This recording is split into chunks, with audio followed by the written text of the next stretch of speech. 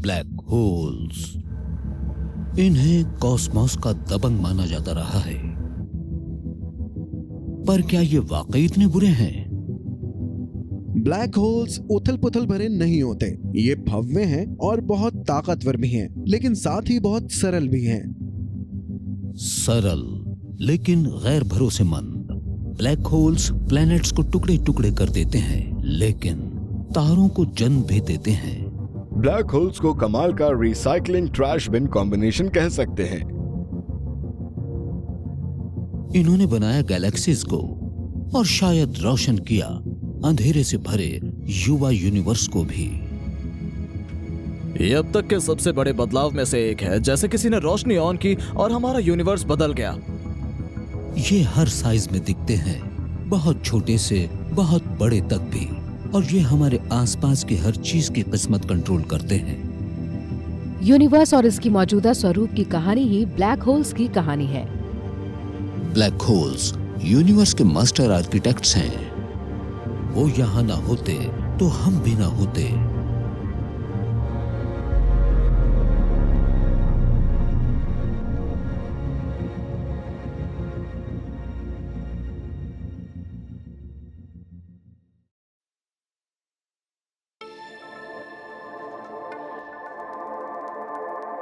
हमें black hole की तबाह करने की ताकत आकर्षित करती है। ब्लैक होल्स खतरनाक होते हैं, इनसे हमें खतरा हो सकता है। ये अपने माहौल के अनुकूल नहीं होते। जो भी चीज ब्लैक होल में गिर जाती है उसका अंत तो अच्छा नहीं होता। ये शायद यूनिवर्स की सबसे डरावनी चीजों में से एक है। लेकिन ये डरावनी चीजें आखिर हैं क्या? ब्लैक होल तब बनते हैं जब बहुत छोटे से स्पेस में काफी मैटर जमा हो जाता है।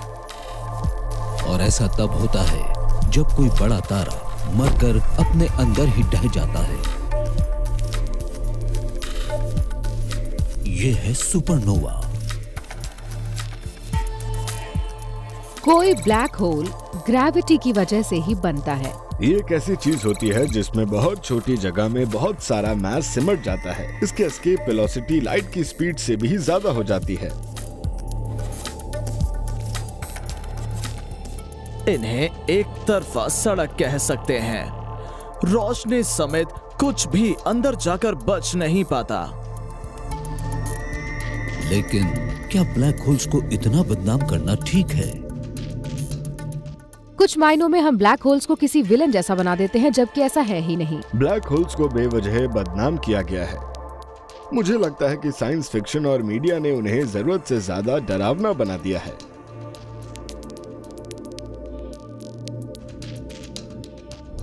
हम जिस यूनिवर्स को जानते हैं उसमें खरबों गैलेक्सीज हैं, और इनमें ज्यादातर के बीच में एक बहुत बड़ा ब्लैक होल होता है। इन विशाल चीजों का मैस हमारे सूर्य से लाखों गुना बड़ा होता है। इनकी जबरदस्त ग्रेविटी तारों को नचा सकती है। ये अपने आसपास वाले तारों की मूवमेंट में बहुत अहम रोल निभाते हैं। विशाल आकार वाले ब्लैक होल्स में से जानलेवा रेडिएशन की लहरें और जबरदस्त कॉस्मिक तूफान निकलकर अपने करीब मौजूद किसी भी चीज को निगल जाते हैं। पर अब फिजिसिस्ट्स को ये पता चलने लगा है कि इन कॉस्मिक जायंट्स का एक सकारात्मक पहलू भी हो सकता है। ज्यादातर लोगों को ब्लैक होल स्पेस में मौजूद विशाल वैक्यूम क्लीनर्स लगते हैं जिनमें हर चीज समा जाती है, लेकिन ऐसा कुछ नहीं है। इन्हें कॉस्मिक बदलाव का इंजन कहना ही बेहतर होगा। हालांकि ब्लैक होल सितारों के आखिरी चरण कहे जा सकते हैं, लेकिन कुछ अलग अलग तरीकों से ये सितारों के बनने पर भी असर डाल सकते हैं। किसी गैलेक्सी का काम होता है तारे बनाना, लेकिन तारों की बेकाबू ग्रोथ भी ठीक नहीं होती। ज्यादा तारे होने से किसी गैलेक्सी की गैस सप्लाई खत्म हो सकती है। ब्लैक होल्स बहुत इंपॉर्टेंट होते हैं। ऐसा लगता है कि गैलेक्सी का विकास ब्लैक होल के विकास से जुड़ा होता है। हमें इसका तरीका तो नहीं पता, पर ये दोनों चीजें आपस में जुड़ी जरूर हैं। एक आइडिया ये है कि बहुत विशाल ब्लैक होल्स कॉस्मिक कंट्रोल के एक जरिए के तौर पर काम करते हैं। ब्लैक होल्स आपके घर में मौजूद किसी थर्मोस्टेट का रोल निभा सकते हैं। अगर आपका घर बहुत गर्म हो जाता है तो थर्मोस्टेट एयर कंडीशनर ऑन कर देगा और बहुत ठंडा होने पर हीटर को ऑन कर देगा। ब्लैक होल्स भी गैलेक्सीज के लिए यही काम करते हैं। बहुत बड़े ब्लैक होल्स गैस को खींचकर और इसे वापस गैलेक्सी में भेजकर तारों के निर्माण को नियंत्रित करते हैं। जब ये ब्लैक होल्स मैटर को कंज्यूम करते हैं तो उसे अपने अंदर खींचने के साथ साथ कुछ तो बाहर भी छोड़ते हैं। दरअसल ब्लैक होल्स बच्चों की तरह खाते हैं, जैसे वो आधा खाते हैं और आधा उनके मुंह से बाहर निकलता रहता है।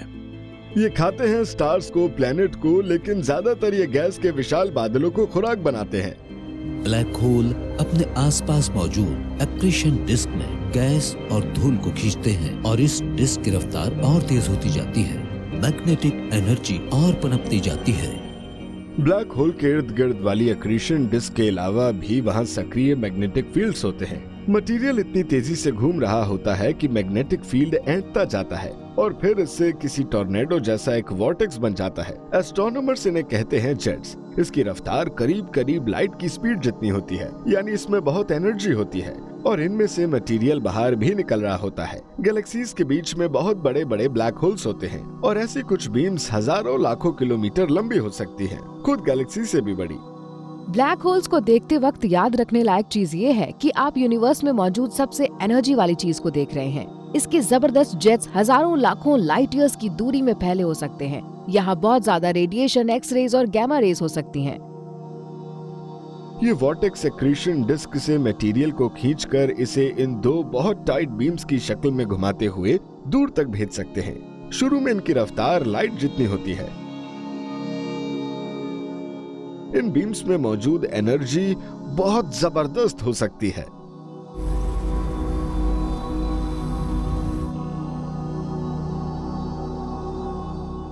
ये जेट्स किसी मालगाड़ी की तरह गैलेक्सी के बीच से होते हुए हजारों लाखों लाइट ईयर्स की दूरी में फैल जाते हैं। ये होते हैं डेथ रेस जैसे। ये जेट्स तारे बनाने वाले गैस के बादलों को बाधित करके गैलेक्सी के मुख्य बॉडी में ज्यादा तारे नहीं बनने देते, लेकिन ये गैलेक्सी के बहुत दूर दराज हिस्सों में तारों को जन्म जरूर दे सकते हैं। यहाँ इतनी उथल पुथल नहीं होती। ज्यादा एनर्जी ना होने के कारण यहाँ प्लैनेट्स और जीवन पनप सकता है। इसकी वजह ये होती है कि ब्लैक होल के कारण मटेरियल यहाँ तक पहुँच जाता है। तो ब्लैक होल्स जिन हिस्सों में रहते हैं उनका प्रभाव वहाँ से बाहर तक भी हो सकता है। वो अपने आसपास तारों का बनना रोक सकते हैं, लेकिन बहुत बड़ी स्केल्स पर ये सितारों के बनने का माहौल भी पैदा कर सकते हैं।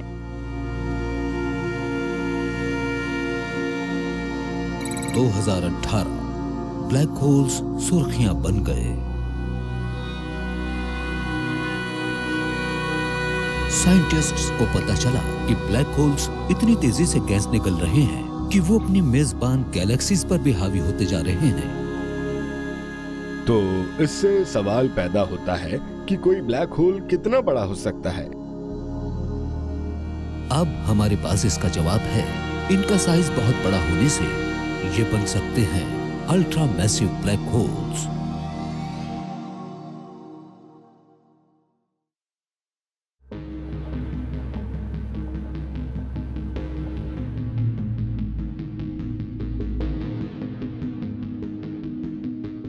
अल्ट्रा मैसिव ब्लैक होल्स मजेदार चीज है, क्योंकि ये सोचकर हैरानी होती है कि ब्लैक होल्स भी इतने बड़े हो सकते हैं। अल्ट्रा मैसिव ब्लैक होल्स बहुत दुर्लभ होते हैं और इनके मैस सूर्य के मैस से 10 अरब गुना से भी बड़े हो सकते हैं। 10 अरब सोलर मैसेज। इसमें 10 के बाद लगते हैं 9 जीरो।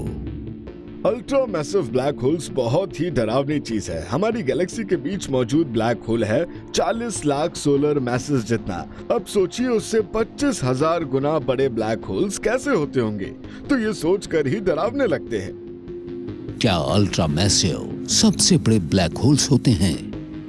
थ्योरी के हिसाब से इनकी कोई सीमा नहीं है। ब्लैक होल्स को खुराक मिलती जाए तो वो बड़ा होता जाता है, लेकिन इसकी एक प्रैक्टिकल लिमिट होती है। यूनिवर्स की उम्र के हिसाब से ही ब्लैक होल्स के बढ़ने की गति होती है।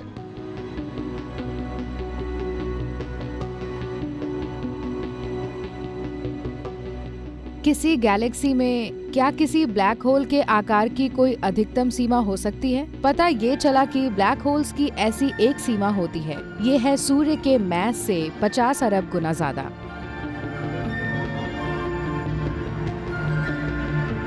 कोई इतना बड़ा ब्लैक होल किसी सोलर सिस्टम जितना ही चौड़ा होगा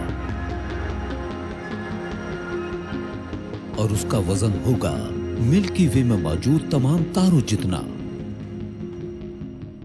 वो ऐसी गैलेक्सीज में होते हैं जिनका साइज बड़ा नहीं होता और इस बात ने सबको हैरान कर दिया। फिर मई 2018 में साइंटिस्ट ने 20 अरब सोलर मास वाला एक ऐसा अल्ट्रा मैसिव ब्लैक होल खोजा जो किसी भी दूसरे ब्लैक होल से ज्यादा तेजी से बढ़ रहा था। ये विशाल ब्लैक होल हर 2 दिन में हमारे सूर्य के मैस को चट कर जाता है। ये बड़े ब्लैक होल्स दूसरी चीजों को निगलने में वाकई माहिर हैं। ये कुछ भी खा सकते हैं और इस तरह की जबरदस्त भूख के नतीजे पूरे ही निकलते हैं। इससे गैलेक्सी में इतनी ज्यादा एनर्जी और उथल पुथल हो जाती है कि तारे बन ही नहीं पाते और ब्लैक होल जितना बड़ा होगा गैलेक्सी उतनी ही तेजी से दम तोड़ेगी। ये ultra massive black holes galaxies में तारों का बनना ही रोक देते हैं और ये कहा जा सकता है कि ये गैलेक्सी की जान ही ले लेते हैं। यानी ये अपनी मेजबान गैलेक्सीज का सफाया कर सकते हैं। Ultra massive black holes scientists के लिए भी एक समस्या है। बेशक ये सबसे तेजी से खुराक लेते हैं, लेकिन इससे ये पता नहीं चलता कि ये इतने बड़े क्यों हैं।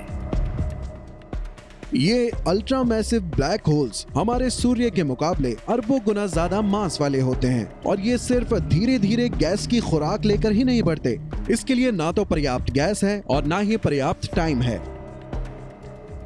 तो अब हमारे सामने हल करने के लिए एक नई मिस्ट्री है। इतने बड़े ब्लैक होल्स आखिर बनते कैसे अभी हैं? तक कोई भरोसेमंद जवाब नहीं मिला है कि ये अल्ट्रा मैसिव ब्लैक होल्स कैसे बने।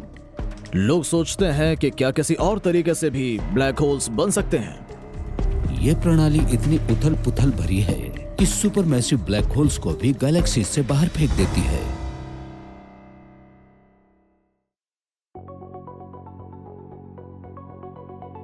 अब हम जानते हैं कि अल्ट्रा मैसिव ब्लैक होल्स का साइज सूर्य के मैस से अरबों गुना बड़ा होता है, पर ये नहीं जानते कि ये इतने बड़े बने कैसे। हमें light weight stellar mass black holes के आपस में टकराने का पता चल गया है। इनके मिलने से एक नया और बड़ा ब्लैक होल बना और उससे जबरदस्त एनर्जी पैदा हुई। तो सुपरमैसिव ब्लैक होल्स के बारे में क्या कहा जाए? गैलेक्सीज के आपस में मिलते वक्त उनके सेंट्रल सुपरमैसिव ब्लैक होल्स नई बनी गैलेक्सी के बीच वाले हिस्से में गिरेंगे। कहीं गैलेक्टिक मर्जर्स में फंसे ये सुपरमैसिव ब्लैक होल्स आपस में मिलकर एक अल्ट्रा मैसिव ब्लैक होल तो नहीं बन गए।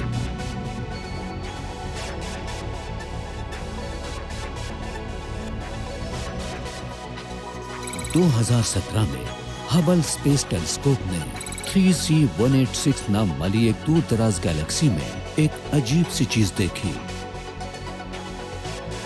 इसने गैलेक्सी के बीच वाले हिस्से से हजारों लाइट ईयर्स की दूरी पर एक बहुत चमकदार जगह देखी। साइंटिस्ट्स को लगा कि शायद ये एक क्वेज़ार है। कोई क्वेज़ार एक बहुत ही चमकदार और एक्टिव गैलेक्टिक न्यूक्लियस होता है जिसे ताकत देता है कोई सुपरमैसिव ब्लैक होल। हमें अक्सर ब्लैक होल की ताकत से चलने वाले क्वेज़ार्स गैलेक्सीज के बीच वाले हिस्से में दिखते आए हैं, पर अब कुछ बदलाव हुआ है। हमें जब ये डेटा हबल से मिला तो हम ये जानकर हैरान रह गए कि जिस क्वेज़ार के बारे में हम ये पहले से जानते थे कि वो गैलेक्सी के सेंटर में है, वो दरअसल वहाँ था ही नहीं। ये ब्लैक होल गैलेक्सी के बीच वाले हिस्से से करीब 35,000 लाइट ईयर्स दूर है और ये अजीब बात है। किसी क्वेज़ार किसी सुपरमैसिव ब्लैक होल से जुड़ी एक बहुत ही दुर्लभ और अजीब बात है कि वो गैलेक्सी के बीच वाले हिस्से में नहीं है।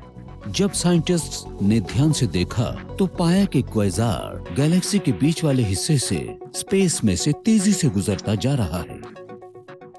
ये बात ध्यान रखना जरूरी है कि इस ब्लैक होल का मास हमारे सूर्य से 1 अरब गुना ज्यादा है और इसकी रफ्तार है 64 लाख किलोमीटर प्रति घंटा।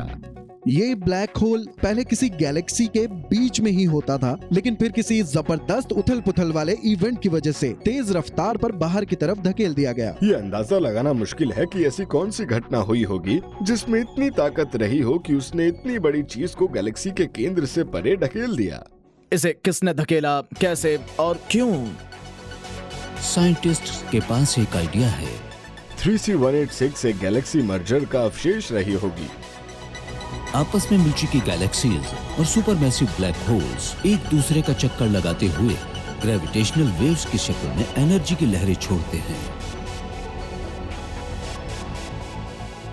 ग्रेविटेशनल वेव्स हमारे चारों ओर हैं। ये स्पेस टाइम के ताने बाने में मौजूद लहरें जैसी हैं। मैस के हिलने डुलने पर हर बार ग्रेविटेशनल वेव्स पैदा होती हैं। तो अगर मैं हाथ हिला रही हूँ तो इससे बन रहे हैं ग्रेविटेशनल वेव्स। हाथ हिलाने से बनती हैं बहुत मामूली लहरें, और जब सुपरमैसिव ब्लैक होल्स जैसी बड़ी चीजें आपस में टकराती हैं तो ग्रेविटेशनल वेव्स के तौर पर निकलने वाली एनर्जी बहुत ज्यादा होती है। साइंटिस्ट्स को लगता है कि शायद ये ब्लैक होल्स अलग अलग साइज के रहे होंगे। ये हो सकता है कि अगर कोई ब्लैक होल बहुत बड़ा हो और दूसरा इतना बड़ा ना हो, तो वो जब आसपास घूमते और आपस में मिल जाते हैं तो एक एसिमेट्रिक तरीके से ग्रेविटेशनल वेव्स छोड़ते हैं।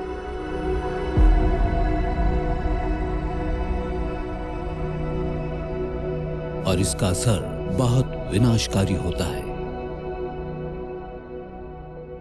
जब दो ब्लैक होल्स आपस में टकराकर मर्ज होते हैं तो वो ग्रेविटेशनल वेव्स की एक बड़ी लहर छोड़ते हैं, लेकिन सिर्फ एक दिशा में। एनर्जी की ये लहर हाल ही में आपस में मिले ब्लैक होल को गैलेक्टिक सेंटर से परे धकेल देती है। ये किसी शॉटगन के रिकॉइल जैसा है, पर उससे बहुत बड़ा। इस एमिशन में किसी रॉकेट जैसी ताकत होती है और ये आपस में मर्ज हुए ब्लैक होल को पीछे ढकेल देती है। ये शायद अब तक के सबसे ज्यादा एनर्जेटिक इवेंट में से एक रहा होगा। ये इतनी दमदार होती है कि स्पेस को हिला कर रख दे। हमने असली टक्कर तो नहीं देखी, लेकिन 3C186 इस बात का सबूत हो सकता है कि सुपरमैसिव ब्लैक होल्स आपस में टकराने और मिलने से और भी बड़े ब्लैक होल्स बना सकते हैं। ये एक ऐसा मैकेनिज्म है जिसके जरिए आप एक अल्ट्रा मैसिव ब्लैक होल बना सकते हैं। जहां तक इजेक्टेड ब्लैक होल का सवाल है, ग्रेविटी के झटके ने इसे खात्मे की ओर धकेल दिया होगा। तो ग्रेविटेशनल वेव्स ने इस सुपरमैसिव ब्लैक होल को स्पेस में ढकेल दिया और शायद 2 करोड़ साल में ये अपनी गैलेक्सी से बाहर निकल जाएगा।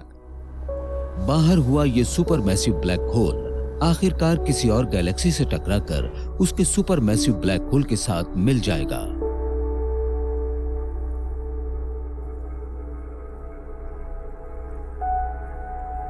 तो हमारी गैलेक्सी मिल्की वे के बारे में क्या कहा जाए? भविष्य में ये एंड्रोमेडा गैलेक्सी के साथ टकराएगा। हमारा सुपरमैसिव ब्लैक होल एंड्रोमेडा के कहीं बड़े सुपरमैसिव ब्लैक होल से टकरा जाएगा। शायद ये सुपरमैसिव ब्लैक होल्स आपस में टकराकर नई गैलेक्सी से बाहर हो जाएंगे। हो सकता है ऐसी ही इवेंट पहले भी हो चुकी हो। मिल्की वे जैसी गैलेक्सीज छोटी गैलेक्सीज के मेल से बनती है। तो अगर मिल्की वे जैसी कोई चीज बनती है और दूसरी बहुत सी गैलेक्सीज ब्लैक होल में गिरकर टुकड़े टुकड़े हो रही है, तो उनके ब्लैक होल्स भी बेकार हो सकते हैं। यानी मिल्की वे के आसपास के इलाके में खूब बड़े बड़े ब्लैक होल्स होंगे। और हो सकता है कि इनमें से कुछ पहले ही इजेक्ट हो चुके हों। हो सकता है कि ऐसे रोग सुपरमैसिव ब्लैक होल्स हो जो हमारी गैलेक्सी के बाहर चक्कर लगा रहे हो। ऐसे सबसे बड़े ब्लैक होल्स शायद अपनी दादागिरी दिखाते हुए गैलेक्सीज और दूसरे ब्लैक होल्स को धमका रहे हों। अब रिसर्चर्स को ऐसे खलनायक ब्लैक होल का पता चला है जो अपने पड़ोसी का खून चूसे जा रहा है।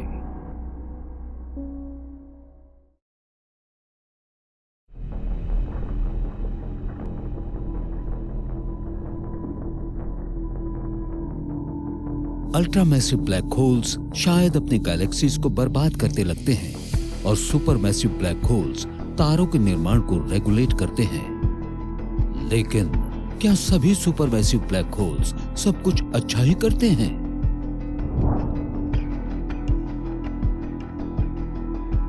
मिल्की वे के इर्द गिर्द सैकड़ों गैलेक्सीज हैं, छोटी और बड़ी।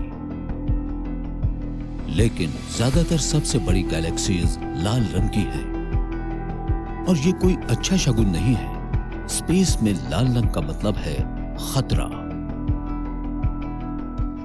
अगर तारों का जन्म लगातार होता रहता है तो वो बड़े हो जाएंगे और उनका रंग नीला हो जाता है, लेकिन उनकी उम्र ज्यादा नहीं होती और वो फट जाते हैं। कुछ वक्त के बाद अगर तारों का बनना रुक जाए तो गैलेक्सी का रंग लाल हो जाता है। और तब जिंदा बचे तारे होते हैं छोटे, उनका रंग होता है लाल और उन्हें कहते हैं रेड ड्वार्फ्स। और जिस लाल गैलेक्सी में सिर्फ रेड ड्वार्फ्स होते हैं वो दम तोड़ने लगती है।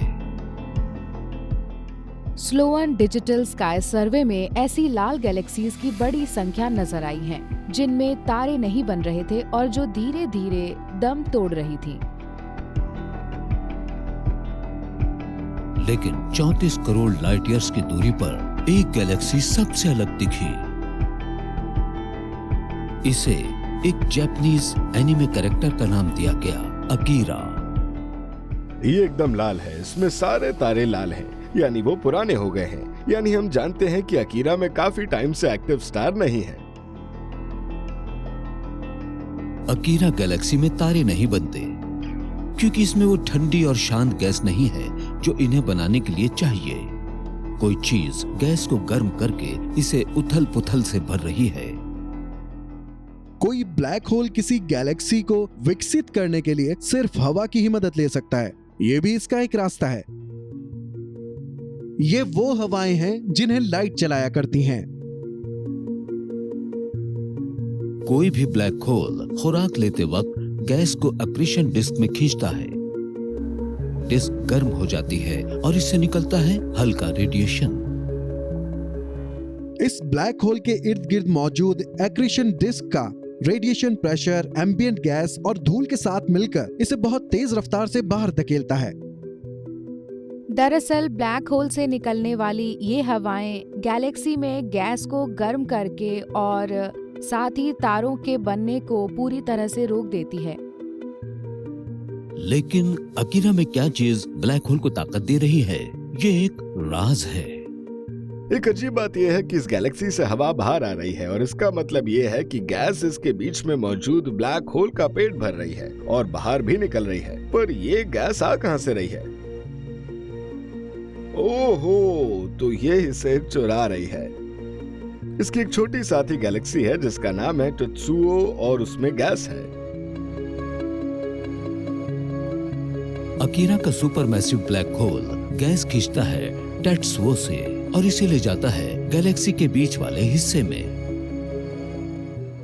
ब्लैक होल अपने एक साथी गैलेक्सी से गैस ले रहा है और वो गैस ब्लैक होल्स में गिरकर ये हवा पैदा कर रही है। तो अकीरा एक तरह से बेजान गैलेक्सी है, लेकिन इसमें जान फूंक रहा है इसका साथी तत्सुओ।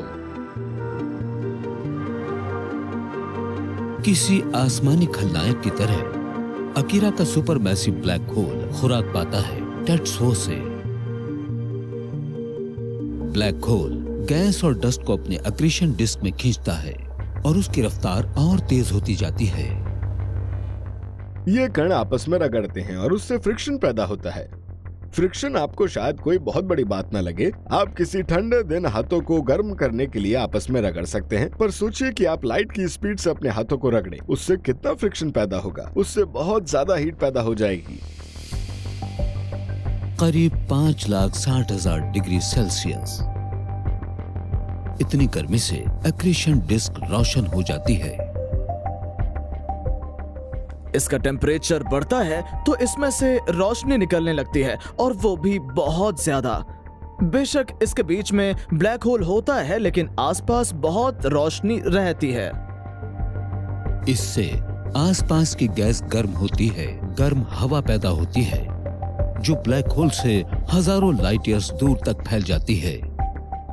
ये हवाएं अपने साथ काफी एनर्जी को ले जाती हैं और अगर ये एनर्जी गैलेक्सी में मौजूद गैस से मिलती है तो गैस में आग लग जाती है। इससे आसपास के गैस के बादलों में एनर्जी पहुंचकर उन्हें गर्म करती है और फिर उनसे तारे नहीं बनने देती। तारे नहीं बनते तो गैलेक्सी दम तोड़ देती है। इन दम तोड़ती गैलेक्सीज को कहा जाता है रेड गाइजर्स। साइंटिस्ट्स को लगता है कि आज हम अपने आसपास रेड गैलेक्सीज के जिस 10% हिस्से को देखते हैं वो ऐसे ही बेजान हुआ था गैलेक्टिक वार्मिंग के कारण गर्म होने से।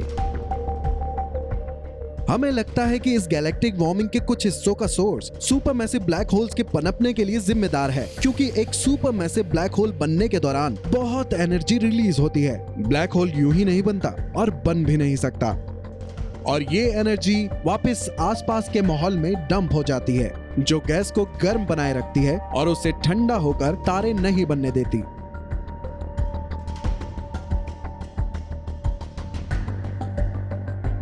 हमारी गैलेक्सी के बीच में मौजूद है एक supermassive black hole, Sagittarius A star.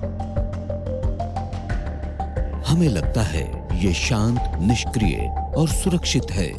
Universe में मौजूद दूसरे सुपरमैसिव ब्लैक होल्स के मुकाबले हमारा वाला काफी शांत है। ये अतीत में काफी एक्टिव रहा है और आने वाले दिनों में फिर सक्रिय हो सकता है। हो सकता है कि ये कल ही एक्टिव हो जाए। अगर आपको इसमें जान डालनी है तो इसे गैस देना शुरू कर दीजिए। इससे जरूर गैस का एक विशाल बादल तैयार होगा जिसके बारे में हम नहीं जानते और वो हमारी गैलेक्सी के सेंटर की तरफ बढ़ रहा होगा और एक दिन हमारे सुपरमैसिव ब्लैक होल के करीब पहुंच जाएगा और किसी क्रिसमस ट्री की तरह चमकने लगेगा। फरवरी 2018 में हार्वर्ड के साइंटिस्ट्स ने सैजिटेरियस ए स्टार को सिमुलेट किया जो खुराक ले रहा था, ताकि पता चले कि अपने लोकल एनवायरनमेंट में एक एक्टिव सुपरमैसिव ब्लैक होल का असर क्या होता है। पता चला कि सैजिटेरियस ए स्टार गैस और धूल खींच रहा था और हाई एनर्जी रेडिएशन की चमकदार फ्लैश छोड़ रहा था, जिससे ब्लैक होल के इर्द गिर्द वाले हिस्से पर काफी फर्क पड़ा। जिस गैलेक्सी के बीच में खुराक ले रहा कोई एक्टिव ब्लैक होल होता है, उसके आसपास का माहौल यूनिवर्स में सबसे खराब जगह है। ये जबरदस्त चीज गैस का तापमान लाखों डिग्री तक बढ़ा देती है। तो बताइए वहाँ कौन रहना चाहेगा?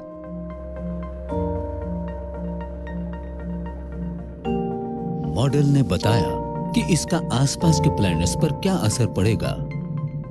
ऐसा कोई ब्लैक होल जिस तरह गैस छोड़ता है उस बारे में सोचिए। अचानक से सोलर सिस्टम से होकर रेडिएशन वाली जबरदस्त हवा बहने लगती होगी। उससे नेपट्यून जैसे किसी प्लैनेट की गैस की बाहरी परतें हट जाएंगी। सुपरमैसिव ब्लैक होल से निकलने वाला high energy radiation gas planet से टकराकर उनके एटमॉस्फेयर को गर्म करेगा। हो सकता है इससे बाहरी परतें हट जाएं और बीच वाला मटेरियल भी बचा रहे। कोई बड़ा गैस प्लैनेट अगर किसी ब्लैक होल के करीब हो तो वो एक टेरेस्ट्रियल सॉलिड प्लैनेट बन सकता है। इस रेडिएशन से गैस हट जाती है और बस कोर बचा रहता है। अब ये एक विशाल और नए पथरीले प्लैनेट एक सुपर अर्थ की शक्ल में नजर आता है। आमतौर पर आप सोचेंगे कि पथरीले प्लेनेट का साइज पृथ्वी जितना होता है, पर यह कथित सुपर अर्थ के बनने का एक तरीका होगा। सुपर अर्थ ऐसे सबसे आम तरह के प्लैनेट्स होते हैं जो हमारी गैलेक्सी में मिलते हैं। हो सकता है कि सैजिटेरियस ए स्टार के करीब वाली कोई भी सुपर अर्थ एनर्जी के इन्हीं ब्लास्ट से बनी हो। हमारे गैलेक्टिक सेंटर से दूर एक ज्यादा छोटा स्टेलर मैस ब्लैक होल भी अपने माहौल को काफी हद तक बदल रहा है। जनवरी 2017 रिसर्चर्स को गैस के बादल में एक अजीब चीज मिली। नाम था W44। W44 एक सुपरनोवा का अवशेष है। ये मलबा है एक ऐसे तारे का फैलता बादल जिसमें धमाका हो गया। एक सुपरनोवा से निकली एक्सप्लोसिव शॉक वेव्स एक दम तोड़ चुके तारे से गैस और धूल को निकालकर एक विशाल नेबुला बनाती है। हमें ऐसी काफी चीजें दिखती हैं, ये तबाही मचाने वाली कुछ बहुत ही कमाल की इवेंट्स हैं, लेकिन जहाँ तक इनका सवाल है, इनमें एक अजीब बात को छोड़कर बाकी सब नॉर्मल होती है। इनके बीच वाले हिस्से में कुछ बहुत ही रहस्यमयी चल रहा होता है। इस धमाके के बीच वाले हिस्से से कोई चीज बहुत तेजी से निकल रही होती है।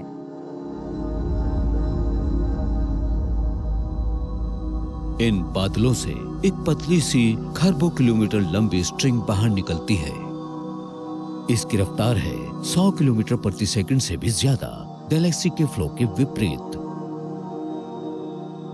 ये बड़ी अजीब बात है कि ये मिल्की वे के घुमाव की विपरीत दिशा में चल रही है।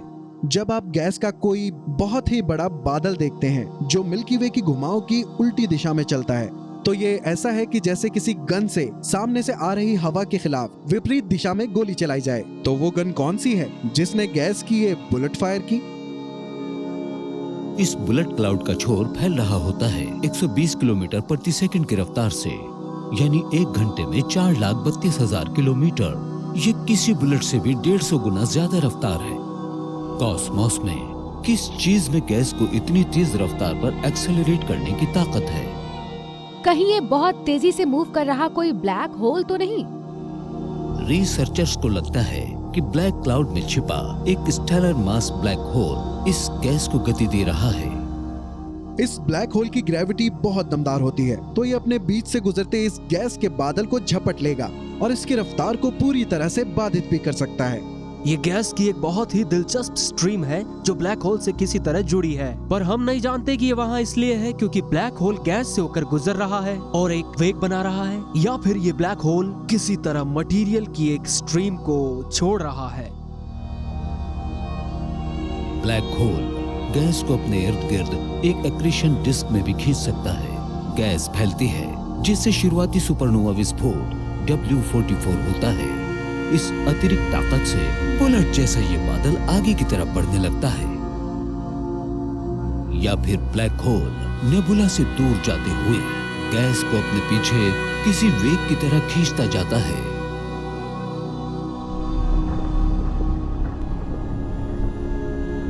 Ultra massive, super massive, stellar mass black holes सभी कॉस्मोस को आकार देने में अपनी भूमिका निभाते हैं। लेकिन एक और तरह का ब्लैक होल भी हो सकता है जो बाकी सबसे कहीं ज्यादा खतरनाक है। यह है एक माइक्रोस्कोपिक ब्लैक होल।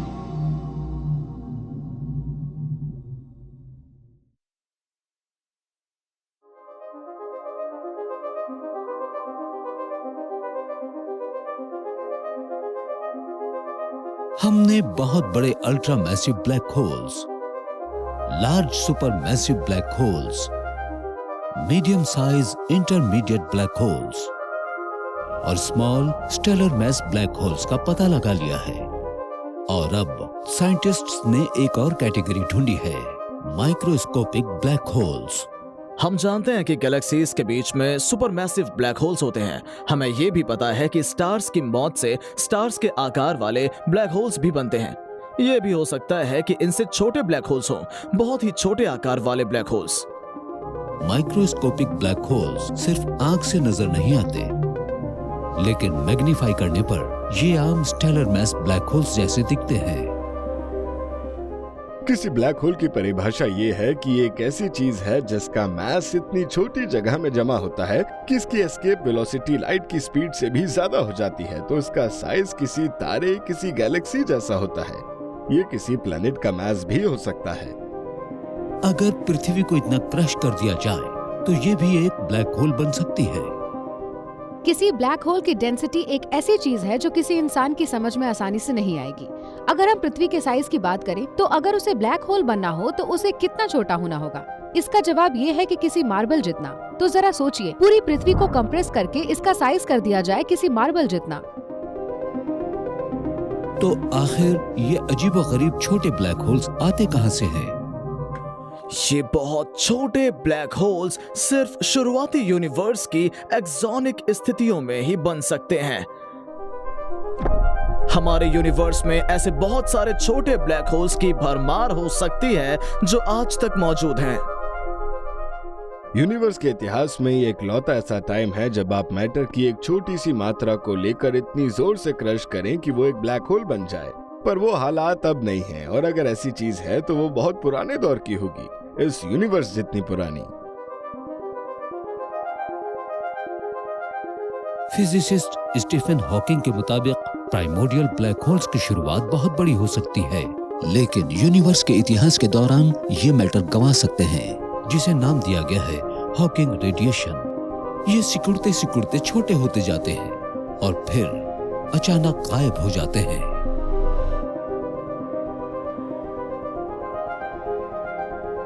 लेकिन इनमें से कुछ फिलहाल भी मौजूद हो सकते हैं।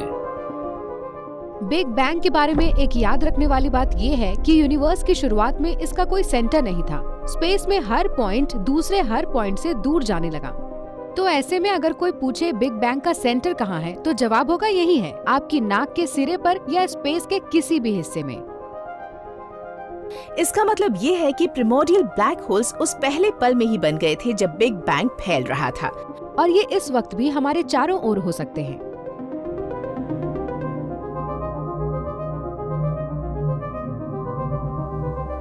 ये प्राइमोर्डियल ब्लैक होल्स बेशक पुराने दौर के हों, लेकिन इनमें अब भी दमखम है।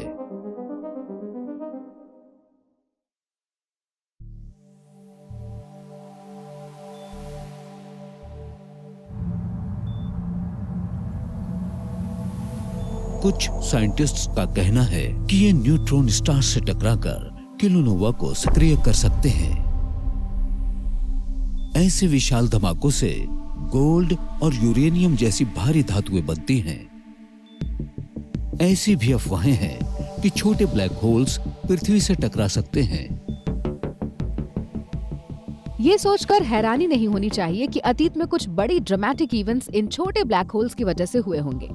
सन 1900 में रशिया के टुंगुस्का में हुआ धमाका रहस्यमय था, जिसमें सैकड़ों किलोमीटर तक पेड़ गिर गए थे, लेकिन कोई गड्ढा नहीं बना।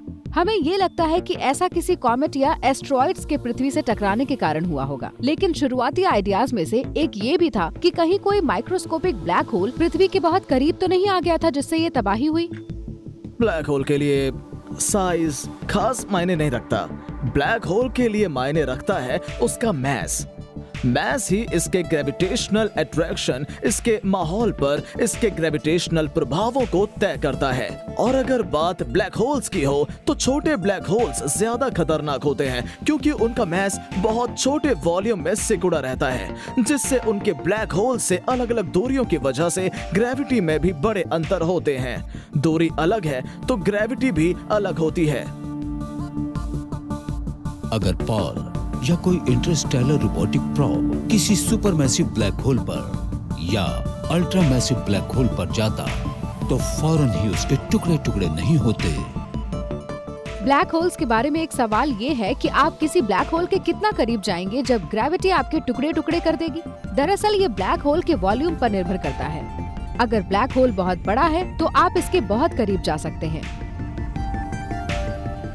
इनका आकार जितना बड़ा होगा, चीजों के चिथड़े करने में ये उतनी देर लगाएंगे। तो किसी सुपरमैसिव ब्लैक होल के मामले में आपको इसके इवेंट होराइजन को पार करते वक्त इसका पता भी नहीं चलेगा। आप वापस बाहर तो नहीं आ सकेंगे, लेकिन अंदर जाते वक्त फौरन आपकी मौत भी नहीं होगी।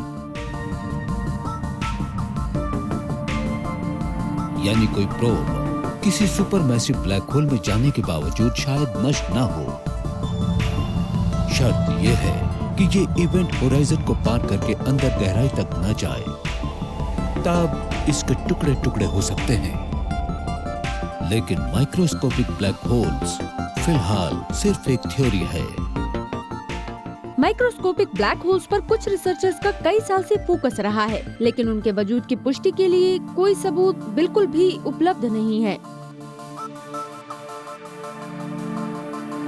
ब्लैक होल्स सिर्फ अभी यूनिवर्स को शेप नहीं दे रहे, ये तो एकदम शुरू से ही ये काम करते आए हैं।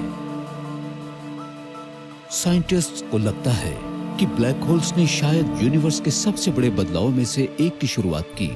ये स्याह और धुंधली शक्ल से पारदर्शी और रोशनी वाले बने।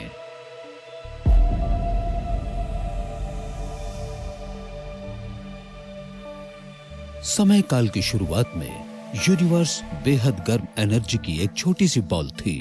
ये था बिग बैंग। बिग बैंग के कुछ वक्त बाद यूनिवर्स खूब चमक रहा था क्योंकि इसमें भरी थी गर्म चमचमाती गैस। फिर ये ठंडा होकर डार्क एजेस में दाखिल हो गया और उसके बाद फिर से किसी चीज ने इसे रोशन कर दिया। ये हमारे यूनिवर्स में आए सबसे बड़े बदलावों में से एक था, जैसे किसी ने रोशनियां जलाकर इसे बदल ही दिया। डार्क एजेस के दौरान यूनिवर्स एक घने कोहरे में लिपटा हुआ था। फिर किसी चीज ने रीआयोनाइजेशन नाम के एक प्रोसेस के जरिए इसे रोशन कर दिया।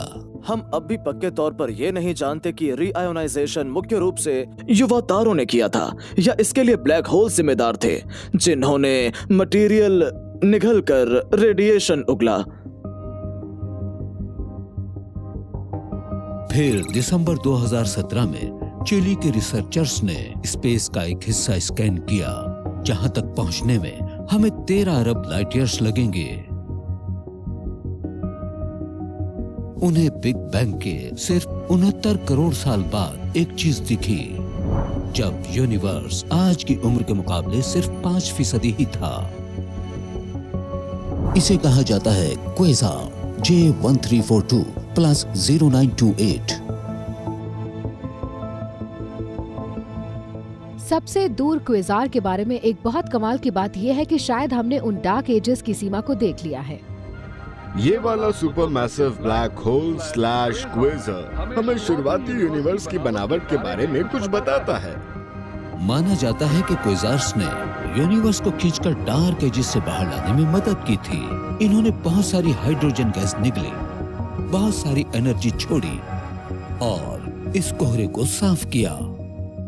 उन जेट्स ने यूनिवर्स में इतनी एनर्जी छोड़ी होगी कि वो फिर से क्लियर हो गया होगा। हम शायद उस पल को देख रहे हैं जब कोई चीज डार्क एजेस की इस सीमा से जोर लगाकर बाहर निकली। पूरे शुरुआती यूनिवर्स में रीआयोनाइजेशन वाले कई हिस्से जैसे खुल गए। इनका अलग अलग साइज इन्हें बनाने वाले पर निर्भर था। जब हमारा यूनिवर्स रीआयोनाइज हो रहा था तो जैसे इन सारे सुराखों का आकार बढ़ता गया। अगर रीआयोनाइजेशन होता छोटे छोटे तारों की बड़ी संख्या से, तो किसी स्पंज की तरह बहुत सारे छोटे छोटे सुराख भी होते। लेकिन अगर ब्लैक होल्स का आकार बड़ा होता और संख्या कम होती तो फिर काफी बड़े बड़े सुराख होते, जैसा कि स्विस चीज में होता है। इस वक्त हम ये तय करने के लिए आयोनाइज्ड पॉकेट्स को माप नहीं सकते कि शुरुआती यूनिवर्स को रोशन तारों ने किया या ब्लैक होल्स ने। शायद इसमें दोनों का रोल था। ब्लैक होल्स और तारों ने मिलकर काम किया।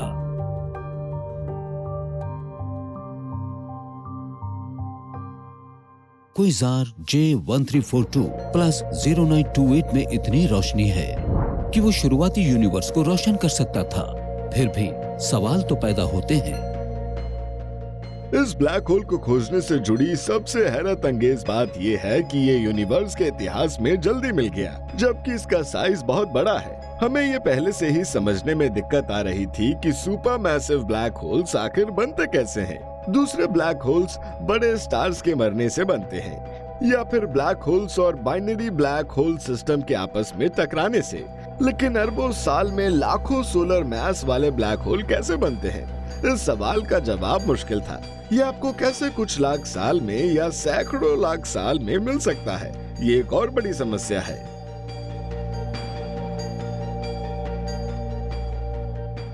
बिग बैंग के बाद इतनी जल्दी इसका इतने बड़े होने का कोई सवाल ही नहीं था। ये वैसा है जैसे आपने किसी बच्चे को पैदा होते हुए देखा और फिर 3 दिन बाद वो पूरी तरह से वयस्क बन गया। ये बात गले नहीं उतरती। ये चीजें ज्यादा ही तेजी से बढ़ी हुई हैं। ब्लैक होल बनने के बारे में हम जो भी जानते हैं उसे लेकर हमारे मन में सवाल उठने लगे। किसी ऐसे सुपर मैसिव ब्लैक होल का होना बहुत अनोखी बात है जिसका सोलर मास 80 करोड़ हो, जबकि यूनिवर्स अपनी उम्र का सिर्फ 5% ही था। सुपरमैसिव ब्लैक होल्स कैसे बनते हैं, इस बारे में हमारी मौजूदा थ्योरी से ये बिल्कुल अलग है और इसीलिए बहुत से लोग सोचते हैं कि क्या ये थ्योरी सही है या फिर शुरुआती यूनिवर्स में क्या कुछ चल रहा था, या फिर हमें अब भी कुछ ऐसी गड़बड़ मिली है जो दुर्लभ है, या फिर आगे भी कुछ ऐसे ही मिलेगा। हम ब्लैक होल्स के बारे में जितनी ज्यादा जांच पड़ताल करते हैं, यूनिवर्स के आर्किटेक्ट्स के तौर पर उनकी भूमिका के बारे में उतना ही ज्यादा जानते जाते हैं।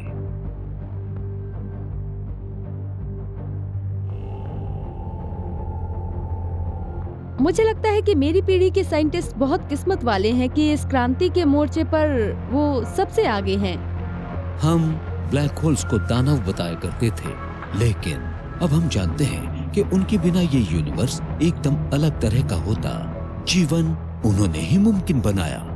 ब्लैक होल्स ना होते तो शायद हम भी ना होते।